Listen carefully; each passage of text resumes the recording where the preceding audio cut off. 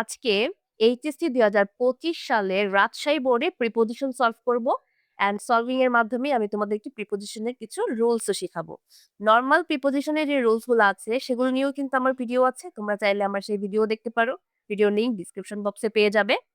So ওইখানে তুমি প্রিপোজিশনের কিছু ইম্পর্টেন্ট রুলস পাবে। আর এই ভিডিওতে আমি তোমাদেরকে বোর্ড কোশ্চেন সলভিং এর মাধ্যমে রুলস শিখাবো। এভাবে যদি তুমি প্র্যাকটিসের মাধ্যমে শিখো, যেটা কিন্তু তুমি সহজে ভুলবে না। সো আমার সাথেই থাকো। আমি কিন্তু পুরো প্যাসেজটার বাংলা মিনিং সহকারে বলবো, প্রত্যেকটা প্রিপোজিশন কেন হলো ব্যাখ্যা করে বলবো।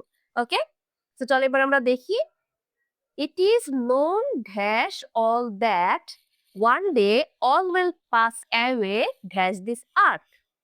আচ্ছা, অর্থটা আগে দেখি। ইট ইজ নোন, এটা জানা, অল দ্যাট সবারই এটা জানা যে একদিন আমরা সবাই পাস অ্যাওয়ে চলে যাব এই পৃথিবী। ওকে, সো মিনিংটা হচ্ছে এরকম প্রিপোজিশন ছাড়া। এখন প্রিপোজিশন অ্যাড করি মিনিং অনুযায়ী। সো প্রথমে বলতেছে it is known dash all, এটা সবারই জানা। সো এখানে তোমার ফিক্সড একটা ফ্রেজ ইউজ করতে হবে, সেটা হচ্ছে known to all. It is known to all, এটা সবারই জানা যে। ওকে, সো এখানে হচ্ছে একটা ফিক্স, সেটা হচ্ছে preposition two. It is known to all, সবারই এটা জানা যে একদিন সবাই চলে যাবে ড্যাশ দিস আর্থ, এই পৃথিবী ড্যাশ। তো কি হতে পারে? সবাই চলে যাবে এই পৃথিবী ড্যাশ, এই পৃথিবী থেকে। রাইট, সবাই একদিন চলে যাবে এই পৃথিবী থেকে। তো যখন থেকে বোঝাবে তখন আমরা ইউজ করবো প্রিপোজিশন ফ্রম। ফ্রম মানে কি? থেকে। ফ্রম অর্থ থেকে। তো যখন তোমার থেকে বোঝাবে তখন আমরা ইউজ করব প্রিপোজিশন ফ্রম। তাহলে আমরা পেয়ে গেলাম কি? It is known to all that one day all will pass away from this আর্থ। দুইটা প্রিপোজিশনই আমাদের হয়ে গেল। আচ্ছা, এবার নেক্সট দেখি। সো তাই উই হ্যাভ নো এসকেপ, তাই আমাদের কোনো রক্ষা নাই। ড্যাশ ডেথ, মৃত্যু ড্যাশ। আমাদের কোনো রক্ষা নাই, মৃত্যু ড্যাশ। কি হতে পারে? আমাদের কোনো রক্ষা নাই মৃত্যু থেকে, তাই না? বাংলা মিনিংটা চিন্তা করো, যে আমাদের কোনো রক্ষা নাই মৃত্যু থেকে। সো আবারও কি আসছে? থেকে কথাটা আসছে।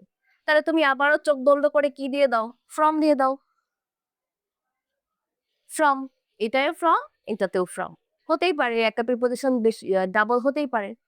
সো অর্থ অনুযায়ী তুমি প্রিপোজিশন সিলেক্ট করবে যে আমাদের মৃত্যু থেকে কোনো রক্ষা নেই। Alright, one day everyone will lie dash the icy lap of death because death is common dash all. আচ্ছা, অর্থটা দেখো। একদিন প্রত্যেকেই মৃত্যুর কোলে ঢলে পড়বে। প্রত্যেকেই কি মৃত্যুর কোলে ঢলে পড়বে, কেননা মৃত্যু সবার জন্য সমান। ডেথ ইজ কমন, সবার জন্য কি মৃত্যু সমান। তো এখন দুইটা প্রিপোজিশন ইউজ করতে হবে। প্রথমটা খেয়াল করো, একদিন সবাই ঢলে পড়বে কোথায়? The IC lap of death, মৃত্যুর শীতল কোলে। তো এখন খেয়াল করো যে মৃত্যুর কোলে ঢলে পড়বে। কোথায় ঢলে পড়বে? মৃত্যুর কোলে। কোথায়? মৃত্যুর কোলে। তো যখন কোন একটা দিক বোঝায় যে কোথায়, এই জায়গায়, কোথায়, ওই জায়গায়, যে কোথায় দিয়ে প্রশ্ন করলে তুমি যদি একটা উত্তর পাও যে কোনো একটা দিকের কথা বলতেছি, যে কোনো একটা পজিশনের কথা বলতে, যে এই দিকে যাবে, ওই দিকে যাবে, সো ওই সময় আমরা প্রিপোজিশন টু ইউজ করব। টু, যে everyone will lie to the IC lab. To the IC lab, কোথায় ঢলে পড়বে? মৃত্যুর কোলে ঢলে পড়বে। ওকে, তো যখন কোথায় দিয়ে প্রশ্ন করলে আমরা উত্তর পাবো তখনই আমরা প্রিপোজিশন টু ইউজ করব। To the IC lab. আচ্ছা, বিকজ, কারণ, ডেথ ইজ কমন, সবার জন্যই কি মৃত্যু সমান, কমন। সো এখানে তুমি একটা ফিক্সড বা অ্যাপ্রোপ্রিয়েট প্রিপোজিশন ইউজ করে ফেলো, সেটা হচ্ছে common to. Common to, common to all, সবার জন্য সমান। সো এটা ফিক্স, মুখস্থ করে ফেলো। কমন টু অল, সবার জন্য সমান, সবার জন্য সমান। Common to all. Okay, next. So we should not mourn, তাই আমাদের শোক করা উচিত না বা শোকাহত হওয়া উচিত না। ড্যাশ দ্য ডেড, যারা মরে গেছে, বা যারা মৃত্যুবরণ করেছে তাদের জন্য আমাদের শোকাহত হওয়া উচিত না, শোক করা উচিত না। তাহলে এখন কি প্রিপোজিশনটা হবে? আমাদের শোক করা উচিত না ড্যাশ দ্য ডেড, মৃতদের জন্য। মৃতদের জন্য আমাদের শোক করা উচিত না। অলরাইট, মৃতদের জন্য। তাহলে তুমি অ্যান্সারটা পেলা কি জন্য। আর জন্য বোঝাতে আমরা প্রিপোজিশন ইউজ করি ফর। ফর মানে কি জন্য। For the date, for the date. তো তুমি এখানে একটা প্রিপোজিশন কি পেয়ে গেলা ফর। ফর দ্য ডেট, আমাদের মৃতদের জন্য শোক করা উচিত না।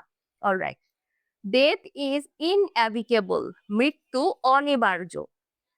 But those who died has the country, কিন্তু যারা মৃত্যুবরণ করেছে ড্যাশ দ্য কান্ট্রি, দেশের কি হতে পারে। আচ্ছা, যারা মৃত্যুবরণ করেছে দেশের ড্যাশ আর ইমমর্টাল, তারা অমর। তো পুরো সেন্টেন্সটার অর্থ হচ্ছে যে যারা দেশের ড্যাশ মৃত্যুবরণ করেছে তারা অমর। তাহলে অর্থতে কি আসে যে যারা দেশের জন্য মৃত্যুবরণ করেছে, তাই না? যারা দেশের জন্য মৃত্যুবরণ করেছে তারা অমর। তাহলে অ্যান্সার আসলো কি জন্য। জন্য ইংলিশ কি একটু আগেই দেখলাম ফর। তো আবারও তুমি ইউজ করো কি for. For the country are immortal, যারা দেশের জন্য মৃত্যুবরণ করেছে তারা অমর। Okay, their memory does not sink, তাদের স্মৃতি, কারা ওই যে যারা মৃত্যুবরণ করেছে দেশের জন্য, তাদের স্মৃতি ডাজ নট সিঙ্ক মানে ডুবে যাবে না। ড্যাশ অভিবিয়ল, অভিবিয়ল মানে হচ্ছে বিস্মৃতি। তো তাদের স্মৃতি বিস্মৃতিতে ডুবে যাবে না বা বিস্মৃতির মধ্যে ডুবে যাবে না। এখন প্রিপোজিশন ইউজ করতে হবে এখানে, একটা কি হতে পারে, তাদের স্মৃতি বিস্মৃতির মধ্যে ডুবে যাবে না। তো যখন মধ্যে বোঝায় যে এটা ওইটাতে চলে যাবে না, একটা জিনিস কনভার্ট হয়ে যাচ্ছে, যখন তোমাকে কনভার্ট বোঝাবে যে তাদের স্মৃতি বিস্মৃতিতে কনভার্ট হবে না বা বিস্মৃতির মধ্যে ডুবে যাবে না। তো দেখো, একটা ভালো জিনিস খারাপ জিনিসের সাথে তুলনা হচ্ছে, কনভার্ট করা হচ্ছে বা রূপান্তরের কথা বলতেছে যে তাদের স্মৃতি বিস্মৃতিতে ডুবে যাবে না। তো যখন এরকম কোনো কিছু কনভার্ট বা রূপান্তরের কথা বলে, যেটা হতে পারে রূপান্তর হতেও পারে আবার রূপান্তর নাও হতে পারে, যেটাই হোক তখন আমরা প্রিপোজিশন ইউজ করব ইনটু। ইনটু, ওকে। সো এখানে আমরা একটা পেয়ে গেলাম প্রিপোজিশন ইনটু। ইনটু অভিবিয়ন, তাদের স্মৃতি বিস্মৃতিতে ডুবে যাবে না। ঠিক আছে, যে একটা জিনিস রূপান্তর হচ্ছে, এখানে কিন্তু হয়নি রূপান্তর বাট বলতেছে রূপান্তরের কথা, এই ক্ষেত্রে আমরা ইউজ করব প্রিপোজিশন ইনটু।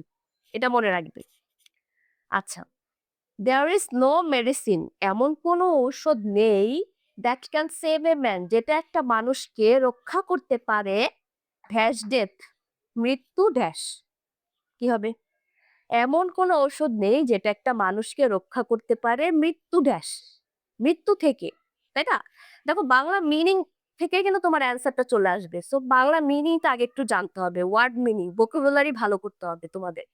সো এখন দেখো, আমরা দেখলাম কি যে একজন মানুষকে মানে সরি, এমন কোনো মেডিসিন নাই যেটা একজন মানুষকে রক্ষা করতে পারবে মৃত্যু ড্যাশ, মৃত্যু থেকে। তাহলে থেকের জন্য আমরা কি প্রিপোজিশন ইউজ করব? ফ্রম। আমরা একটু আগেই দেখে আসছিলাম। তাহলে আবার আমরা পেয়ে গেলাম ফ্রম প্রিপোজিশন। অলরাইট, নেক্সট দেখি therefore we should always be ready, তাই আমাদের সব সময় রেডি থাকতে হবে ড্যাশ ডেথ, মৃত্যু ড্যাশ। আবার চিন্তা করো কি প্রিপোজিশন হবে, যে তাই আমাদের সব সময় রেডি থাকতে হবে মৃত্যু ড্যাশ, মৃত্যুর জন্য, তাই না? আমাদের কি সবসময় রেডি থাকতে হবে মৃত্যুর জন্য। জন্য, তাহলে জন্যর জন্য আমরা এখন কি প্রিপোজিশন ইউজ করব? For preposition. ফর মানে কি জন্য, আমরা দেখে আসছি উপরেই। সো আবারও আমি পেয়ে গেলাম প্রিপোজিশন ফর, জন্য। শেষ হয়ে গেল। সো দেখো, খুব ইজি ভাবে আমরা এখানে 10টা প্রিপোজিশন সলভ করে ফেললাম আর আমরা প্রিপোজিশনের অনেক কটা রুলসও শিখে ফেললাম। আর দেখো, একটা প্রিপোজিশনে কিন্তু আবার রিপিটও হচ্ছে, কয়েকবার রিপিট হচ্ছে, হতেই পারে, কোনো অসুবিধা নাই, বাট তোমার সেন্টেন্সের অর্থ অনুযায়ী তুমি ইউজ করতে পারবে। অর্থ অনুযায়ী যদি আহ দুইজন দুই ধরনের প্রিপোজিশন ইউজ করে তাতেও কোনো অসুবিধা নাই, যদি তোমার অর্থ ঠিক থাকে। ওকে, সো এইভাবে তুমি যদি প্র্যাকটিস করো, বেশি বেশি বেশি বেশি প্র্যাকটিস করো, তাহলে কিন্তু তুমি আরো শিখবে, আরো জানবে। আমি কিন্তু এই বোর্ড কোশ্চেনের পুরো আমার একটা সিরিজ আছে, 25 সালের 24 সালের সবকিছুরই আমি সিরিজ বানাচ্ছি তোমাদের জন্য, যাতে তোমরা এই বোর্ড কোশ্চেন সলভ করে করে প্রিপোজিশন শিখতে পারো। ওকে, সো ভিডিওটি যদি ভালো লেগে থাকে অবশ্যই আমার চ্যানেলকে সাবস্ক্রাইব করবে। আর কারো যদি কোনো প্রশ্ন থাকে কমেন্ট সেকশনে জানাতে পারো। দেখা হবে নেক্সট ভিডিওতে। আল্লাহ হাফেজ।